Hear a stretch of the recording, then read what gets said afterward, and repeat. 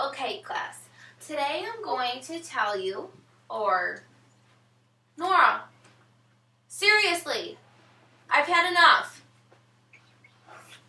Whatever, I'll cut it out. Okay. Hi, class. Today we're going to discuss 3 events that happened in March of 1995.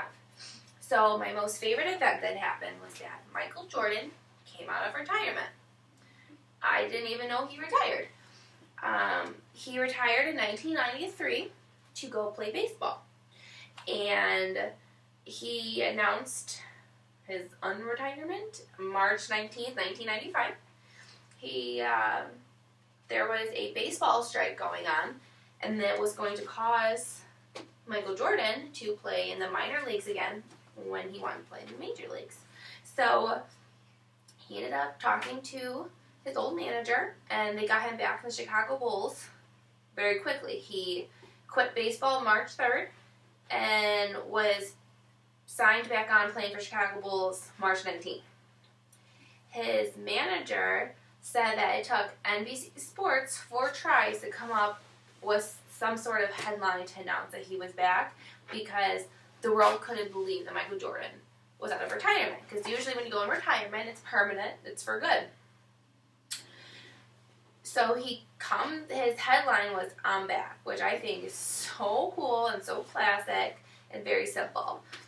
He had a hard time training for basketball when he took his break because his muscles were different because he trained for baseball.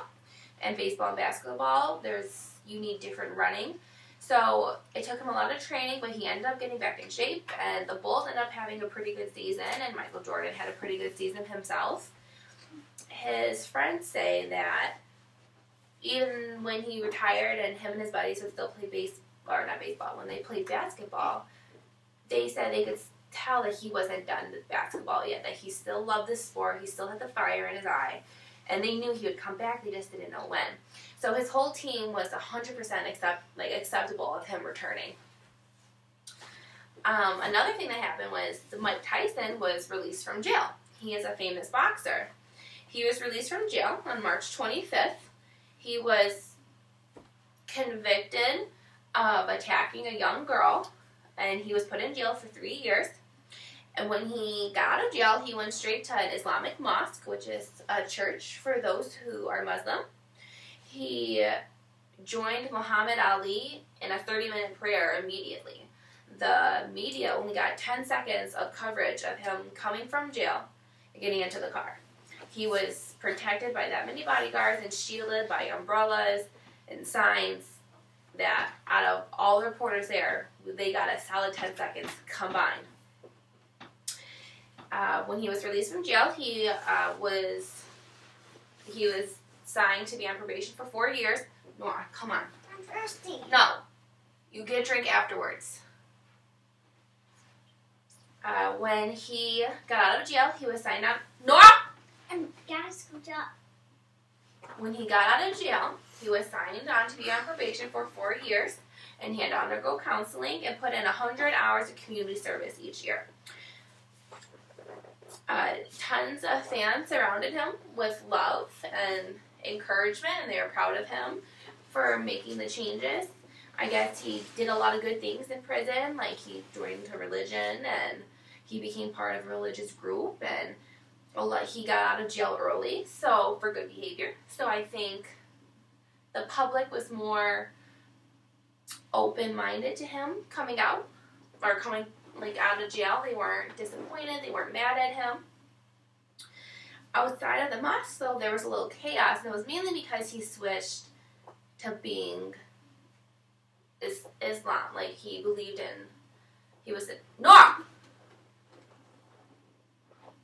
Outside of the mosque, there was chaos. It was mainly because he switched from being, I guess you could say, a Christian to a Muslim. And that was just a big thing because Muhammad Ali did the same thing. So the public, as in normal people, had more of a problem with that than the fact that he was just getting released from jail. And I know Mike Tyson. I don't know him personally, but he does comedy, and I've seen him in movies, and I never knew he went to jail. So when I saw this come up, I was really intrigued by it because he doesn't present himself in a dangerous manner. So I'm really glad that when he got out of jail that he cleaned up his act. One thing that started in 1995, but it wasn't finished until the movie Lincoln came out, and I believe that was 2011, was the state Mississippi never fully abolished slavery. It never officially outlawed slavery until 1995. 1865 it was set into law, which is the 13th Amendment, which is against slavery. It was brought up in Supreme Court, and it kind of just got put aside. So slavery was still acknowledged in Mississippi all the way up to 2010, 2011. When the movie Lincoln came out, the problem resurfaced, and there's still no explanation of why the U.S. state never sent the Arcturus to resolve it. This should have been resolved. It's slavery. That's a very important thing that should have been resolved like the rest of the states in 1865. There were a few states like Delaware that didn't. They took longer for them to abolish slavery. It took them about 1904 to 1919.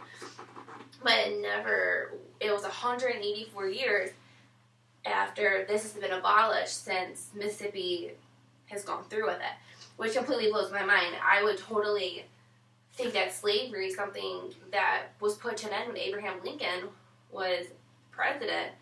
It baffles me to think that it was still going on this whole time. It was not like allowed, but it was acknowledged. It blows my mind. I can't stand slavery, and I can't stand racism. I think it's just so blown out of proportion, and everyone does it, and it's totally uncalled for. And I just couldn't believe that it took a movie about a president for it to be resurfaced and fully abolished. It blows my mind. These are my three favorite topics that I learned of March 1995. And I had to choose March of 1995 because that's when I was born. I was born March 8th, 1995, and I wanted to know what was going on in the world then. So these are three really cool events that happened, and I recommend you guys looking up the month and year you were born to see what was going on. You might find out gas was cheaper. You might find out your favorite singer was just born. You never know. So I totally recommend you guys looking up your birth month and birth year and finding out what was going on, because the world is crazy and things are always changing. Thanks, girls. I liked the second